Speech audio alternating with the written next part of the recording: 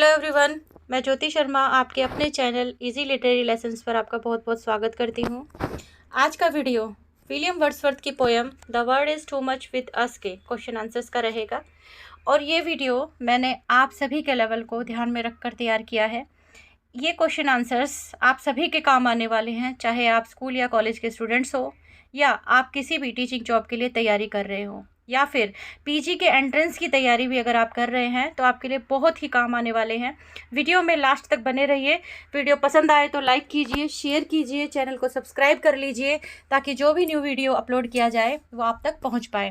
तो ज़्यादा समय ना बर्बाद करते हुए क्वेश्चन की तरफ बढ़ते हैं। हमारा वेरी फर्स्ट क्वेश्चन जो है वो है कि why does the poet prefer to be a primitive pagan rather than a member of civilize society. कि हमारा जो पोइट है वर्ड्सवर्थ वो क्यों एक पैगन बनना चाहता है इसकी तुलना में कि वो एक सिविलाइज सोसाइटी का मेंबर हो, यानी सिविलाइज सोसाइटी का मेंबर नहीं बल्कि एक पैगन बनना चाहता है। तो पैगन कौन होते हैं? पैगन जो होते हैं वो प्रकृति के टच में रहने वाले लोग हैं। वो एक ऐसे लोग हैं जो प्रकृति की पूजा करते हैं, प्रकृति को ही अपना सब कुछ मानते हैं। ये जो आपको फोटो में दिखाई दे रहा है, ये जो सिंबल्स बने हुए हैं ये पैगन्स के हैं। तो देखिए आंसर क्या रहेगा हमारा। In the poem the world is too much with us the speaker wishes to be a pagan. The word is too much with us के अंदर जो हमारा स्पीकर है, जो हमारा पोइट है, वो क्या विश कर रहा है, वो क्या चाह रहा है कि वो एक पैगन होना चाहिए, यानी एक ऐसा व्यक्ति। पैगन आप ये मान के चलो कि वो लोग जिन्हें मैटेरियलिस्टिक सोसाइटी से कोई लेना देना नहीं है, यानी प्रकृति में रहते हैं, यानी बिल्कुल एक तरह से समझिए कि आधुनिकतावाद उनके अंदर बिल्कुल भी नहीं है। पैगन वो लोग हैं जो प्रकृति के बिल्कुल टच में है, प्रकृति से डायरेक्ट उनका कनेक्शन है। तो ये कह रहे हैं कि मैं वो बनना चाहता हूँ, चाहे मतलब बिल्कुल है वो पिछड़े हुए। पैगन को एक तरह से ना आदिम जो जाति है उनसे तुलना की गई है कि वो बिल्कुल पिछड़े हुए हैं, उन्हें बहुत सारी चीज़ों की नॉलेज नहीं है, प्रकृति का ही ज्ञान है बस खाली, कि बेशक वो पिछड़े हुए हैं लेकिन फिर भी मैं तो वही बनना चाहता हूँ। क्यों? He feels that modern society has become too focused on material things. क्योंकि जो आज की जो मॉडर्न सोसाइटी है वो मटीरियल थिंग्स के ऊपर ज़्यादा ध्यान देती है and has lost touch with nature, और प्रकृति से बहुत दूर होती जा रही है, प्रकृति के टच में नहीं है। The speaker believes that by being closer to the nature I would be able to see its beauty and feel less sad. Speaker कहता है कि अगर मैं नेचर के टच में रहूँगा, अगर मैं नेचर के बहुत क्लोज रहूँगा तो मैं थोड़ा कम उदास फील करूँगा, यानी उसके मन में जो उदासी है उसको वो दूर कर पाएगा अगर नेचर के टच में होगा। तो इसको हम इस तरीके से भी समझ सकते हैं कि जैसे अगर मान लीजिए हमारा मन बहुत ज़्यादा दुखी है और हम हमारे ही घर के आंगन में किसी गमले में लगे हुए पौधे के पर जिस पर फूल आए हुए हैं अगर उसे देखते हैं तो उस खिलते हुए फूल को देखकर भी हमारी उदासी थोड़ी सी देर के लिए कम होती है। ऐसा आप अगर एक्सपेरिमेंट करके देखें तो देख सकते हैं, वाकई में आपको है ना उस खिलते हुए फूल को देखकर अपनी उदासी को थोड़ा सा भूल जाने का मन करेगा, बहुत मतलब अच्छा सा फील होगा। तो ये कह रहा है कि जब हम नेचर के टच में होते हैं तो थोड़ा कम उदास फील करते हैं। He prefers the simplicity of a primitive pagan culture to the complexity of modern society. इसीलिए वो एक सिंपल लाइफ जीना चाहता है जैसे पैगन जीते हैं, एकदम प्राकृतिक जीवन, मतलब बिल्कुल भी कोई बनावट नहीं। तो नेक्स्ट क्वेश्चन जो हमारा है, नेक्स्ट क्वेश्चन की तरफ बढ़ते हैं। ये जो बड़ा क्वेश्चन हमने किया है उसी से रिलेटेड जो छोटे छोटे क्वेश्चंस बनते हैं वो हैं हमारे next questions. What is the main theme of the poem? The word is too much with अस का जो मेन थीम है वो क्या है? The main theme of the poem is the conflict between nature and humanity. Main theme poem का है conflict, प्रकृति और ह्यूमैनिटी के बीच में द्वंद्व आपस में, कि and how the world is becoming increasingly materialistic. और ये बताया गया है कि कैसे संसार जो है वो मेटलिस्टिक भौतिकतावाद की तरफ जाता जा रहा है। नेक्स्ट क्वेश्चन देखिए, why does the speaker wish to be a pagan suckled in a creed outworn. ये एक फ्रेज है। इस फ्रेज का मतलब क्या होता है कि मैं एक पैगन के यहाँ जन्म लेता, काश कि मैं एक पैगन के यहाँ जन्म लेता, वहीं पे पलता, वहीं बड़ा होता। कि स्पीकर ने ऐसी इच्छा क्यों जाहिर करी है? The speaker wishes to be a pagan because he feels that modern society has become too focused on material things and has lost touch with nature. Speaker ने ये विश इसलिए बताई है अपनी कि मॉडर्न सोसाइटी जो है वो मटेरियल थिंग्स में इतना खो गई है, कमाने में खाने में इतना व्यस्त हो गई है कि प्रकृति से तो बिल्कुल दूर होती जा रही है। और जो प्रकृति के नज़दीक है वो ज़्यादा परेशान नहीं रहते। जैसे मान लीजिए आपके दिमाग में इस चीज़ की संतुष्टि कम होती है। आपके पास मान लीजिए कोई गाड़ी है, बहुत ही खूबसूरत गाड़ी है, लेकिन वो 4-5 साल पुरानी हो चुकी है। तो आप अगर अपने पड़ोसी को नई गाड़ी लाते हुए देखते हैं, जो आज की चलन की गाड़ी है उसे लाते हुए देखते हैं, तो आपको अपनी गाड़ी से संतुष्टि खत्म हो जाती है और आप क्या फील करने लगते हैं कि काश मेरे पास भी ऐसी हो। तो ये मॉडर्न थिंकिंग हो गई कि भाई मॉडर्निटी है ना, मॉडर्निटी की वजह से तो आपको ऐसा फील हो रहा है कि नहीं ये है जो कम है, दूसरे के पास ज़्यादा है, मेरे पास और भी ज़्यादा होना चाहिए। तो ये जो विश है ये पैगन्स की नहीं होती। पैगन्स लोग क्या होते हैं, प्रकृति के टच में होते हैं, बस नेचर का आनंद लेते हैं, उन्हीं में मस्त रहते हैं। मतलब फूलों को खिलते हुए देखना, पक्षियों को चहचहाते हुए देखना, जो प्रकृति से जो कुछ मिल रहा है ना, उन सब चीज़ों को ही इंजॉय करते हैं। तो स्पीकर हमारा क्या चाहता है, वो भौतिकतावाद में फंसना नहीं चाहता, बल्कि एक पैगन बनना चाहता है, नेचर का लवर बनना चाहता है, जैसा कि हमारा पॉइंट है भी। Who is the speaker of the poem? Poem का स्पीकर कौन है? पोएम का स्पीकर एक मॉडर्न मैन है। The speaker is a modern man who is lamenting the fact that the world has become too materialistic and has lost touch with nature.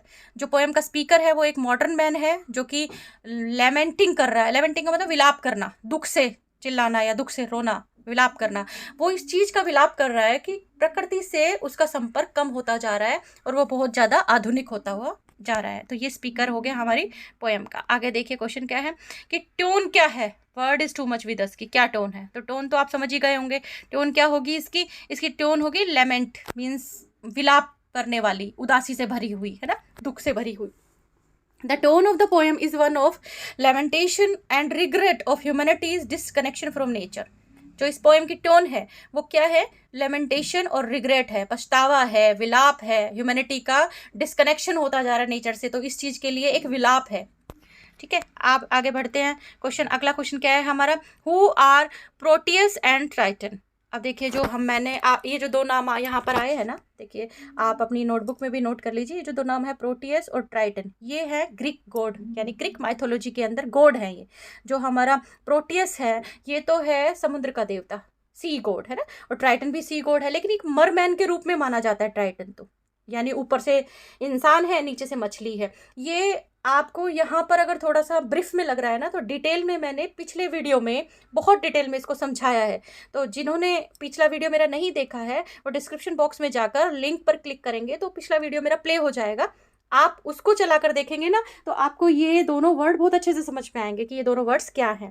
तो इसीलिए मैं आपसे कह रही हूँ कि आप चैनल को सब्सक्राइब कर लें और बेल आइकन को दबा लें। जैसे ही अपना कुछ भी नया आएगा, कोई भी नया वीडियो जब भी मैं अपलोड करूँगी, और मेरा यही मेन रहता है कि मैं डेली आप लोगों के लिए नया वीडियो लेकर आऊँ। जब भी मैं नया वीडियो लेकर आऊँ तो आपके पास नोटिफिकेशन पहुँच जाए और आप आराम से उसको पढ़ सके, समझ सके, क्योंकि हर वीडियो के अंदर आपको डिटेलिंग में कुछ ना कुछ और अच्छा और अलग समझ में आएगा। देखिए प्रोटियस क्या है, सी गॉड, दे दिया ना आंसर के अंदर, सी गॉड है who can change his shape, ये अपनी शेप को चेंज कर सकता है।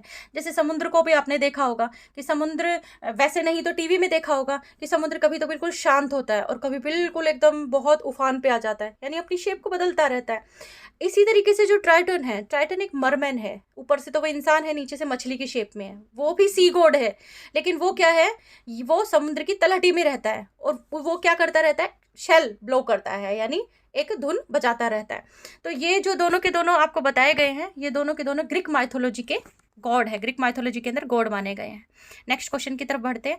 नेक्स्ट क्वेश्चंस जो हमारे हैं वो बेस्ड हैं हमारे जो आगे क्वेश्चंस हो चुके हैं, उन्हीं को जब एमसीक्यूज में फ्रेम कर देते हैं, यानी कॉम्पिटिटिव एग्जाम्स में जब पूछे जाते हैं तो वो किस तरीके से पूछे जा सकते हैं। वो क्या है, what is the main theme of the poem. Main theme आपको पता चल ही गया होगा, 4 ऑप्शन देख के कौन से हो सकते हैं। मेन थीम क्या है यहाँ पर, मेन थीम है नेचर वर्सेस ह्यूमैनिटी। अगला क्वेश्चन है, why does the speaker wish to be a pagan suckled in a creed outworn. क्यों चाहता है वो ऐसा क्यों चाहता है, बताइए। कि इसका इन चारों ऑप्शंस को आप अगर पढ़ेंगे तो आपको ध्यान आएगा कि अभी पीछे मैंने जो समझाया वही इसका आंसर रहेगा। क्या कि he wants to be a part of primitive culture, है ना, he wants to be a part of primitive culture. Very मतलब फर्स्ट जो हमारा ऑप्शन है, ए ऑप्शन है, जो वही करेक्ट है। That is more in tune with nature. वो उसे क्या बनना है कि उसको बिल्कुल कल्चर के ट्यून के अंदर ही रहना है, वो बिल्कुल नेचर के टच में ही रहना चाहता है, इसलिए वो पैगन बनना चाहता है, पैगन के यहाँ जन्म लेना चाहता है। What is the tone of the poem the word is too much with अस। कौन सी टोन है, जॉयफुल, एंग्री, लेमेंटिक, कौन सी है। तो इन तीनों में ही आ गई, तो कौन सी है हमारी, बताई थी आपको, लेमेंटिक है। ठीक है, विलाप कर रहे हैं यहाँ पे। In the poem what does the speaker prefer to be instead of a part of the modern world. कि वो क्या बनना चाहता है, कि वो एक मॉडर्न वर्ल्ड का पार्ट नहीं बनना चाहता, क्या बनना चाहता है इनमें से, फिलोसफर, पोइट, पैगन, साइंटिस्ट, क्या बनना चाहता है। बहुत अच्छे से जानते हैं आप कि वो एक पैगन बनना चाहता है। चलिए अगले अपने क्वेश्चन की तरफ चलते हैं। अगला क्वेश्चन क्या है हमारा, what according to the poet are human beings out of tone with. Poet के अकॉर्डिंग आपको बताना है कि ह्यूमन बीइंग जो है वो किस चीज़ से दूर भागता जा रहा है, किससे अलग होता जा रहा है, मतलब क्या यहाँ बता रहा है वो। आंसर क्या है? The poet says that people are not in harmony with nature, कि लोग जो हैं वो नेचर के साथ में तालमेल बना नहीं रहे हैं, प्रकृति के साथ अपना समय नहीं व्यतीत कर रहे हैं, प्रकृति की तारीफ नहीं कर रहे हैं, प्रकृति के नज़दीक नहीं जा रहे हैं। He thinks that people care too much about money and material things, कि लोग सिर्फ दो ही चीज़ों के पीछे बड़े भाग रहे हैं, या तो पैसा या फिर सुख सुविधाएं की चीज़ें। मतलब वही आप कहो कि अपने लाइफस्टाइल और अपने पैसे के लिए ही बस जी रहे हैं, मर रहे हैं, भाग दौड़ कर रहे हैं। And have lost their connection with the natural world, और उन्होंने अपने प्राकृतिक संसार के साथ तो जैसे संबंध ही खत्म कर लिया। जो नेचुरल वर्ल्ड है उसमें तो वो बैठते ही नहीं है। आज मजबूरी हो गई है लोगों की, इतनी बीमारियां फैल गई तो इस वजह से वो मतलब कभी घूमने जा रहे हैं, इधर उधर टहल रहे हैं, फिर भी आप लोगों ने नोटिस किया होगा क्या करते हैं वो लोग नेचर की आवाज़ को नहीं सुनते, वो कान में ईयरबड्स लगा के म्यूजिक सुनते हुए बस अपने चक्कर काट आते हैं और आ जाते हैं। मतलब अभी भी आप देखेंगे कि सिर्फ है ना एक अंधाधुंध दौड़ रहे हैं। अभी भी ये नहीं है कि वो प्रकृति के क्लोज बैठे हो। जैसे अभी पिछले टाइम में लगभग 2 साल तक, 1.5-2 साल तक मतलब बहुत बड़ा क्राइसिस रहा, आप लोग सभी जानते हैं, कोविड वगैरह रहा, तो उससे डर कर तो फिर भी थोड़ा सा ये मान के चलो कि इंसान अब अपनी हेल्थ की तरफ सोचने लगा है, तो नेचुरल चीज़ों की तरफ भाग रहा है। लेकिन फिर भी अभी भी ये मान के चलो कि ज़्यादा से ज़्यादा जो है महत्व मेटेरियलिस्टिक चीज़ों को ही देते हैं, मनी को ही देते हैं। तो हमारा पोइट क्या कह रहा है? The poet believes that this focus on materialism has made people unable to appreciate the beauty of nature. देख लो, कह दिया ना कि पोइट बिलीव कर रहा है, पोइट विश्वास कर रहा है कि ज़्यादा से ज़्यादा मेटेरियलिज्म के ऊपर फोकस करने की वजह से जो इंसान है वो अप्रिशिएट भी नहीं कर पाता ब्यूटी ऑफ नेचर की। यानी अपने खुद के ही आंगन में अगर कोई फूल खिल गया ना, तो उसकी सुंदरता की भी मतलब बड़ा ही नहीं कर सकता वो, उसके लिए भी थोड़ा टाइम नहीं निकाल सकता कि भाई उसको भी अच्छे से वहाँ पे बैठ के 2 मिनट के लिए देख ले, उसके लिए भी वो समय नहीं निकालता, उसकी भी खूबसूरती के व्याख्यान नहीं कर सकता। He wishes he could be closer to nature and feel less sad. वो चाहता है कि वो प्रकृति के बहुत नज़दीक चला जाए ताकि उसे को कम उदासी महसूस हो। जैसे मैंने आपको बताया था कि वाकई में आप करके देखिए ना, कभी आपको अगर फील हो ऐसा बहुत ज़्यादा मन उदास हो, तो कभी देखना खिलते हुए फूल की साइड में या पक्षी चहचहा रहे हो, तो आप वो सुनने की कोशिश करना। आप खुद को लगेगा आपकी अपनी जो परेशानी है उसको थोड़ी सी देर के लिए भूले हैं। सॉल्यूशन तो नहीं मिलता है, लेकिन हाँ मन को रिलैक्स जरूर फील होता है। चलिए देखिए, ये जो आप देख रहे हैं फोटो, ये मेटेरियलिस्टिक सोसाइटी को दिखा रही है कि कैसे अंधाधुंध भाग दौड़ चल रही है कमाने के लिए। और ये देखिए, ये जो सीन है इसकी बात कर रही थी मैं, ये देखिए नेचर है, तो ये जो नेचुरल ब्यूटी है ना, इसको एंजॉय करना चाहिए, समय निकाल के हमें इनके क्लोज रहना चाहिए, ये चीज़ देखनी चाहिए। ये सब हमारे लिए है कि हमें रिलैक्सेशन देने के लिए, ये हमारा पोइट चाहता है। आगे देखिए, अगले जो हमारे क्वेश्चन है वो क्या है? In what ways does the poem criticize modern society? किस तरीके से क्रिटिसाइज करता है मॉडर्न सोसाइटी को? देखो, the poem criticize modern society for its preoccupation with materialism and its disconnection from nature. इस तरह से क्रिटिसाइज करता है कि आज संसार आधुनिक तो बहुत हो गया, समाज आधुनिक तो बहुत हो गया, लेकिन कैसा हो गया कि जो हमारी भौतिकतावाद की जो चीज़ें हैं उनकी तरफ तो भाग रहा है और प्रकृति से दूर होता जा रहा है, प्रकृति से अपना कनेक्शन खत्म करता जा रहा है। अगला क्वेश्चन है, what does the speaker mean by a sordid boon? बहुत बढ़िया। सॉर्डेड बून अपने आप में ही मतलब एक कंप्लीट फ्रेज है। कैसे? सॉर्डेड बून का मतलब होता ही यही है कि मेटेरियलिस्टिक सोसाइटी, मेटेरियलिस्टिक चीज़ों की तरफ भाग दौड़ करना। कि ये स्पीकर का इससे क्या मतलब है? इससे मतलब है it refers to a materialistic gain that have lead people away from nature. कि भौतिकतावाद को तो गेन करे जा रहा है, इकट्ठा करे जा रहा है और उतना ही प्रकृति से दूर होता जा रहा है। Which the speaker views as a regrettable and degrading gift. कि ये कोई अच्छा हमारे लिए सूचक नहीं है, ये हमारे लिए कोई अच्छा उपहार नहीं है। अच्छा उपहार तो हमारे लिए प्रकृति है, जो हमें जो नेचुरल जो ब्यूटी है जो उसको गेन करना चाहिए। नेचुरल ब्यूटी को गेन करेंगे तो वो हमारे लिए बेनिफिशियरी है। देखिए अब अगला question, what does the speaker mean when he says the word is too much with us late and soon? यहाँ पोइट का क्या मतलब है इस लाइन से? आंसर देखिए, the speaker means that people are too focused on material things and have lost touch with nature. कि ज़्यादा वही बातें हैं। देखो बेटा, एक बार एक लाइन इसके अंदर मोस्ट इम्पॉर्टेंट है, वो यही है कि मेन आज का जो मॉडर्न मैन है वो ज़्यादा से ज़्यादा मटेरियल थिंग्स की तरफ भाग रहा है और उतना ही प्रकृति से दूर होता जा रहा है। हर सुख सुविधा की चीज़ उसने पाल ली, अपने घर के अंदर ही सीमित हो गया, प्रकृति के टच में जा ही नहीं रहा, और इसीलिए इतनी बीमारियां, इतनी परेशानियां, इतनी दिक्कतें शुरू हो गई हैं। तो मेरा कहने का मतलब ये, the word is too much with अस से रिलेटेड अगर कोई भी क्वेश्चन, बड़ा रेफरेंस टू द कंटेक्स्ट, छोटा क्वेश्चन कोई भी अगर आता है ये लाइन तो आप लिख ही देना। मतलब ये मानिए आपको एग्जाम के टाइम पे कुछ याद नहीं आ रहा है, तो ये लाइन तो आपने अगर लिख दी ना, तो आपका आधा 1 नंबर तो पक्का आना ही आना है इस वाले लाइन में। मतलब ना से तो अच्छा है कि कुछ मिले, तो ये लाइन तो बहुत ही इंपॉर्टेंट है, ये तो आपने लिखनी ही लिखनी है। अगला देखिए, what does the phrase out of tone signify this poem. ये जो फ्रेज है ना out of tone signify in the poem, इस पोएम के अंदर हमें इसको सिग्निफाई करना। आउट ऑफ टोन क्या है? वही नेचर से दूर जा रहा है। It means the humanity is out of harmony with nature. देख लो आगे ना, फिर से बस घुमा दिया लैंग्वेज को, थोड़ा सा इधर उधर से तोड़ मोड़ के लिखना वही है, अर्थ वही निकलेगा। It means that humanity is out of harmony with nature. Nature के साथ में हार्मनी कम हो गई है, बिल्कुल संतुलन नहीं बन पा रहा है, कोई समायोजन नहीं हो पा रहा है। लैक ए स्पिरिचुअल कनेक्शन, मतलब ये मानो आध्यात्मिक रूप से भी कनेक्शन नहीं बनता है। अगला क्वेश्चन की तरफ चलते हैं।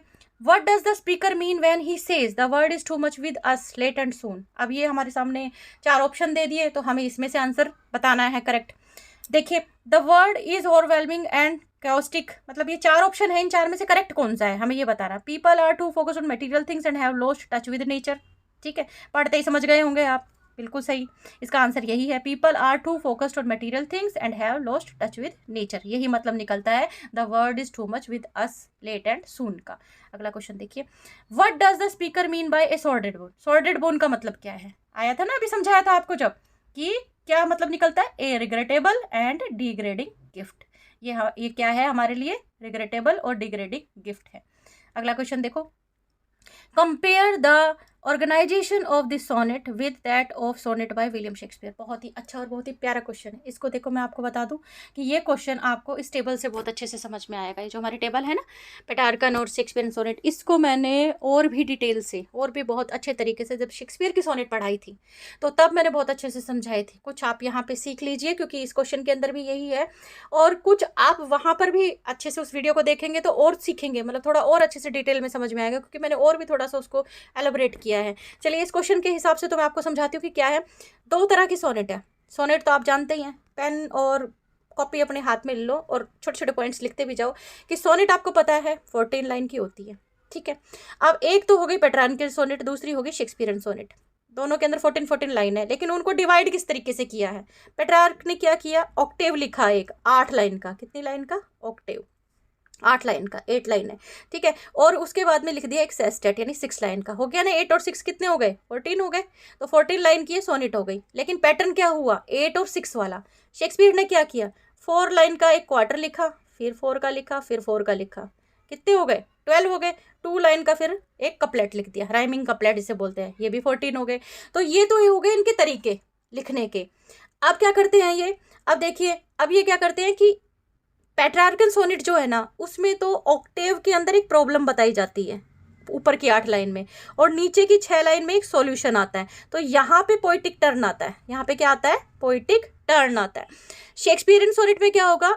इन 2 क्वार्टरेन के अंदर प्रॉब्लम बताई जाएगी, जो थर्ड जो क्वार्टरेन आएगा उसके अंदर प्रॉब्लम को थोड़ा सा और बढ़ा के बताया जाता है और सॉल्यूशन की तरफ जाया जाता है। लास्ट में 2 लाइन के अंदर भाई वो किसी ना किसी तरीके का कोई ना कोई डिक्लेरेशन कर देता है, यानी बहुत ये समझ लिए मेमोरेबल लाइन होती है लास्ट की जो 2 लाइन होती है। तो यहाँ पोइटिक टर्न आता है यहाँ पर, यानी 12 लाइन्स के बाद में। ये दोनों का पैटर्न है, अलग अलग पैटर्न है। ठीक है, अब इसको हम समझते हैं कि कैसे, मतलब किस तरीके से है ना, इसको मतलब अपन कंपेयर कर सकते हैं। तो देखो, एक सबसे जो बड़ी बात है वो क्या है कि अलग अलग तरीका होता है सबका लिखने का। तो तरीके के हिसाब से अब हम देखेंगे। अभी हम पेट्रार्कन और शेक्सपियरियन सोनेट बता दी। जो हमारा विलियम वर्ड्सवर्थ का हम ये पढ़ रहे हैं, विलियम वर्ड्सवर्थ ने कौन सी फॉलो करी है? देखो, the sonnet by William Wordsworth is written in the Petrarchan और इटालियन सोनेट। पेट्रार्कन सोनेट जो है ना, इसको इटालियन सोनेट भी बोला जाता है, विच इज डिवाइडेड इंटू 2 पार्ट्स। पढ़ाई दिया आपको, समझाई दिया, 2 पार्ट्स पे डिवाइडेड है। कौन कौन सा है? एक तो है ऑक्टेव, अभी बताया आपको, एक तो है ऑक्टेव। ठीक है, और दूसरा क्या है? दूसरा है सेस्टेट। तो ऑक्टेव का जो राइम स्कीम है वो क्या है? देखो क्या दे रखा है यहाँ पे, ए बी बी ए दे रखा है ना, ए बी बी ए। ठीक है, ये देखो ये दे रखा है। सेस्टेट है, फिर लास्ट में 6 लाइन है, उसका राइम स्कीम दे दिया सी डी ई, सी डी ई। ये तो बेटा रटना पड़ेगा पेट्रार्कन के अंदर आपको इस तरीके से। ठीक है, इसको तो आप याद कर लेना। तो ये तो हो गया पेट्रार्कन सोनेट, जो कि विलियम वर्ड्सवर्थ ने फॉलो करी। लेकिन शेक्सपियर सोनेट का क्या है? शेक्सपियर सोनेट के अंदर क्वार्टरेन बने हैं, A B, C D, E F और लास्ट में है जी जी। ये हो गया इसका rhyme scheme. Rhyme scheme poetry के अंदर होता ही है ताकि पोइट्री को गाया जा सके। पोयम होती ही एक गीत है ना, ताकि उसे गाया जा सके। इस राइम स्कीम का मतलब था लय, है ना वो। चलिए आगे हम करते हैं कि इसमें क्या करता है। Petrarchan sonnet typically present a problem, बताया आपको कि टिपिकली एक प्रॉब्लम को ऑक्टेव के अंदर प्रेजेंट किया जाता है और सेस्टेस्ट के अंदर रिजोल्यूशन मिल जाता है, या फिर एक कहिए कि आंसर मिल जाता है। पेट्रार्कन सोनेट समझ में आ गई। आगे बढ़ते हैं शेक्सपियर सोनेट के बारे में। देखिए बच्चे, अगर आपको कुछ भी समझ में नहीं आता है या आपको थोड़ा सा और एक्सप्लेनेशन की नीड है, आप कमेंट बॉक्स में जाइए, कमेंट करके मुझे बताइए। मुझे भी लगेगा कि आप मुझे सुन रहे हैं, समझ रहे हैं, आपको मेरे मतलब आंसर्स की ज़रूरत है। तो मुझे अगर इस तरीके के अगर फीडबैक मिलेंगे ना, तो मेरा भी मन करेगा कि मैं इससे रिलेटेड और भी कुछ अच्छा निकाल के लेकर आऊँ आप लोगों के लिए। तो देखिए अब शेक्सपियरियन सोनेट के लिए क्या है। In contrast the sonnet form used by William Shakespeare. ये शेक्सपियरियन सोनेट जो है विलियम शेक्सपियर ने बनाई है। इसमें 3 क्वार्टरेन है, जो अपन ने पहले कर ही लिए। 3 क्वार्टरेन है और 1 कपलेट है। 3 क्वार्टरेन की जो राइम स्कीम है ये हो ही गई, बताई थी आपको, A B C D E F हो गई। और 1 कपलेट है जिसको हम जी बता देते हैं। शेक्सपियरियन सोनेट के अंदर भी यही होता है क्या कि एक प्रॉब्लम और theme in the first 2 quatrain. First 2 quatrain के अंदर तो एक प्रॉब्लम होती है, थीम होता है। Develops it in the third, यही प्रॉब्लम आगे भी डेवलप रहती है ना। और फिर रिजोल्व कब की जाती है और ट्विस्ट कब आता है, फाइनल कपलेट में। कब आ जाता है, फाइनल कपलेट में। ये जो कपलेट है ना, इसके अंदर फाइनली ये आ जाता है। In summary, while both sonnet have 14 lines and are written in iambic pentameter. और ये जो 14 लाइन्स है ना, ये किस में लिखी जाती है, आयम्बिक पेंटामीटर में लिखी जाती है। ठीक है, हो गया। They differ in their structure and rhyme scheme, ये दोनों के दोनों डिफर है। बताया थी ना आपको कि यहाँ तो पोएटिक टर्न आ जाता है ऑक्टेव के बाद भाई, और यहाँ पोएटिक टर्न आता है भाई कि 12 लाइनें जब तीनों ये कंप्लीट हो जाते हैं उसके बाद में। तो ये इसका चेंज था। अब इससे रिलेटेड जो हमारे और क्वेश्चंस बनते हैं ना छोटे, वो करते हैं आगे के। क्या है, what is the rhyme scheme of the poem the word is too much with अस। इसका राइम स्कीम क्या है, जो पेट्रार्कन सोनेट है, बताई दिया आपको। पेट्रार्कन सोनेट का क्या होता है, ए बी है ना, A B B A B B A. ये तो हो गया ऑक्टेव, हो गया ना, कल बताया था ना, ये तो हो गया ऑक्टेव 8 लाइन का। फिर उसके बाद में आएगा C D C D C D, ये आ गया 6 लाइन का। ये हो गया सेस्टेट। तो ये हो गई इसकी क्या हो गई, राइम स्कीम, है ना। अगला क्वेश्चन देखो, how does the poem structure reinforce its message. कैसे, देखिए, the poem is structured as a Petrarchan sonnet which is divided into 2 parts. वही जो बड़े में समझाया था, वही पार्ट उठा के ऐसा का ऐसा, आपको छोटा आ जाए तो ऐसा का ऐसे रख देना है, यूं का यूं ही। कुछ एक्स्ट्रा याद करने की जरूरत नहीं है कि पोएम का जो स्ट्रक्चर है वो पेट्रार्कन सोनेट है। पेट्रार्कन सोनेट 2 पार्ट में डिवाइडेड होती है, एक ऑक्टेव होता है, एक सेस्टेट होता है। ऑक्टेव की भाई राइम स्कीम जो है वो ए बी बी ए है। सेस्टेट होता है वो सी डी है। ठीक है, ऑक्टेव जो होगा उसके अंदर प्रॉब्लम बताई जाएगी, सेस्टेट जो है उसके अंदर आंसर बताया जाएगा या सॉल्यूशन बताया जाएगा। ठीक है, हो गया।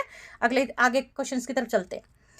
What is the rhyme scheme of the poem the word is too much with अस। देखिए एमसीक्यूज की फॉर्म्स में भी ये क्वेश्चन आ सकते हैं, जैसे ये क्वेश्चन दिए ना एमसीक्यू की तरफ, जैसे कॉम्पिटेटिव एग्जाम अपन देते हैं एमसीक्यूज ही आते हैं ज्यादातर। एमसीक्यूज के अंदर ये इस तरीके से आ सकते हैं। तो आपके सामने 4 ऑप्शन दे देंगे, आपको करेक्ट बताना है। अब राइम स्कीम आप बता ही सकते हैं क्या है इसकी, पेट्रार्कन सोनेट है तो इसकी राइम स्कीम क्या होगी हमारी, इसका ऑप्शन होगा बी करेक्ट। क्या, A B B A B A C D C D. ठीक है, अगला क्वेश्चन देखिए। अगला क्वेश्चन है हमारा, how does the structure of the poem contribute to its meaning. कि किस तरीके से इसका जो स्ट्रक्चर है वो क्या है और क्या उसका मतलब निकलता है। तो इसका जो स्ट्रक्चर है वो आपको मैंने समझाया था कि पेट्रार्कन सोनेट है, ठीक है, और ऑक्टेव के अंदर प्रॉब्लम आती है और सेस्टेट के अंदर सॉल्यूशन बता देता है। तो इसका जो आंसर होगा वो होगा ए। क्या आंसर होगा, ए को फिर से एक बार समझ लो, बहुत ही इंपॉर्टेंट है।